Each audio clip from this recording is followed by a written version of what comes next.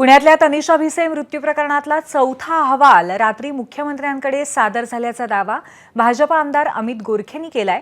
या अहवालानंतरही डॉक्टर घैसासांवर गुन्हा दाखल झाला नाही, तर मी दूध का दूध पानी का पानी केल्याशिवाय राहणार नाही असंही अमित गोरखे म्हणाले। त्यांच्याशी बातचीत केली आमच्या प्रतिनिधींनी।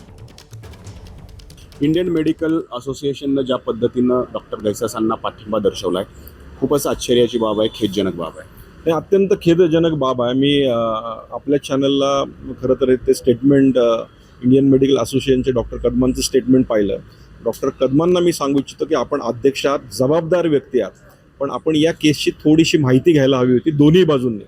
त्याच्यामध्ये आपण असं म्हटलं की पेशंटला कॅन्सर होता आणि त्यांनी त्या ठिकाणी रेडिओथेरपी केमोथेरपी केली, पण अशी कुठलीही थेरपी झालेली नाही आहे। आपण थोडंसं ते चेक करावं, आपल्याकडे डॉक्युमेंट असेल तर मलाही दाखवावे।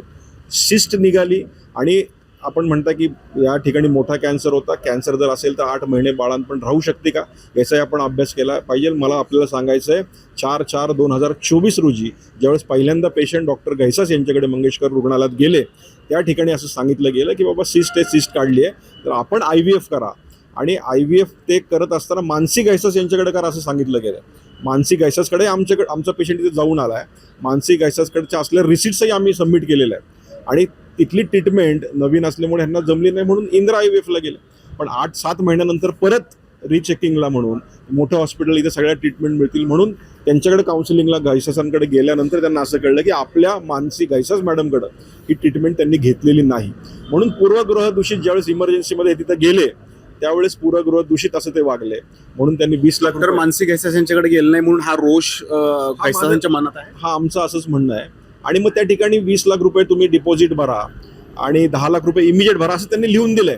आणि कदमांचं असं म्हणणं आहे की त्यांनी डिपॉझिट मागितलंच नाही, इस्टिमेट मागितलं।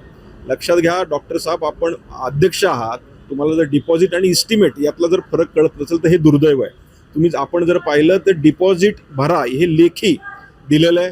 आपण म्हणताय की यांना कुठलेही अधिकार नाही डिपॉझिट भरण्याचे, त्यांनी कशी काय दिले, तर तुम्हीच म्हणताय कदम साहेब की केळकरांना जबाबदार आहेत, तिथली प्रशासन जबाबदार आहे, त्यांच्यावर गुन्हे दाखल करा। पण प्रशासक चालवत असताना जबाबदारी डॉक्टरांवर दिल्याशिवाय ते लिहून देणार नाहीत, त्यामुळे जबाबदारी ही घैसासांचीच आहे। ABP माझा, उघडा डोळे बघा नीट।